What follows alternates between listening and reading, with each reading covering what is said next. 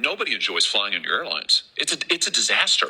You charge people fees that they know nothing about. You harass them to death. They feel, with more than understandable justification, that they are piggy banks to be shaken down by these skyrocketing fees. It would have been nice if you had done more homework before you came here.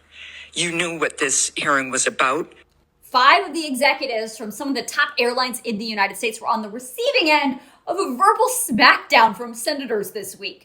But why? Because of this shocking Senate report just released that found United, Delta, American, Spirit, and Frontier Airlines collected $25.3 billion in checked bag fees and $12.4 billion in seat selection fees just over the last 6 years. The actual airfare not even included in those numbers. And that's just the tip of the iceberg of questionable practices this bipartisan committee of senators uncovered. One of the biggest was what the Senate committee chairman, Richard Blumenthal of Connecticut, called the bag bounty policy, where airlines like Frontier and Spirit paid incentives to their gate agents to catch passengers who are allegedly not following the airline bag policy and then forcing them to pay at the gate to check their bags. Senator Blumenthal had video evidence of this policy in action. Ma'am, the bag fits. Step up a little side, please. You already recorded me, now just step up a little side, sir. The bag fits, ma'am. It's not fair, you force it. I'm not forcing anything. Yeah, it fits. record it for you, put it in your backpack down. There you go, that's why I It fits, thank you. No, you gotta step up a little side, you're not boarding the flight. Ma'am, it clearly fits. Sir, can you step up a little side? You're making the line waiting. And that was one of the many things that triggered Senator Josh Hawley of Missouri. So how much have you paid people to pull out customers who are in line with a bag that's 2 centimeters too big, Mr. Schroeder?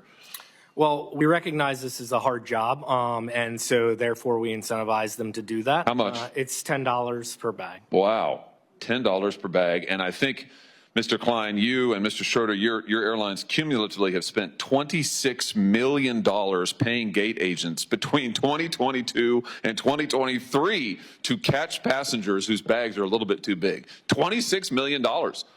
I mean, if people want to know why it's such a terrible experience to fly, this is news for them today. Your airlines are paying millions of dollars to your employees to harass people who've already paid. They're there in line because they've already paid. It's unbelievable. For the record, the Spirit airline executive testified that Spirit just recently stopped offering the bag bounty to gate agents, but he said instead the airline is intentionally adding more staff to the gate to make sure your bag isn't too big. So they're definitely still doing it. They just aren't paying their gate agents to do it anymore. Besides the bag bounty policy, the Senate report also found, and I hope you're sitting down for this one, that most of the airlines are charging different seat fees based on personal information like your gender, zip code, and age, which you are forced to input before you can even see how much your flight is going to cost you. And while the airline executives admit that they use what they call dynamic pricing for seat fees, they denied repeatedly that they are using the personal information to determine what price you're paying for your seats. But the senators were not buying it. Why do you make people enter in their age and their geographic location and their gender before they can even see the cost of a seat? Why is that? That's been in place since 2014. Yeah, but why? It's because you're using those personal characteristics to generate the fees? No, absolutely. To generate the prices? Well, then why else do you require it? Mr. Klein, you do the same thing. Why is the gender relevant to what the seat is? This is all information that's needed in order to complete the transaction. No, it's not. Delta doesn't do it.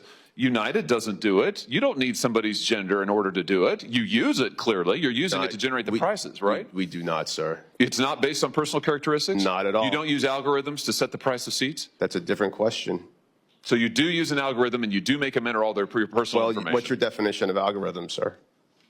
Oh, for heaven's sake. Well, according to the Senate report, Delta was the only airline that didn't require the personal information before you get to figure out how much you're going to pay for those extras on the flight. And in the end, none of the other airlines would explain why they collect that particular personal information before the fees are calculated, and none would commit to changing the practice. I hope your takeaway when you go back to your CEOs is that there is bipartisan frustration and even fury about the current practices. They simply won't fly anymore. If you want to read this Senate report for yourself, all about these airline policies, I'll email it out to you in my next News Girl News Roundup email, so make sure you sign yourself up.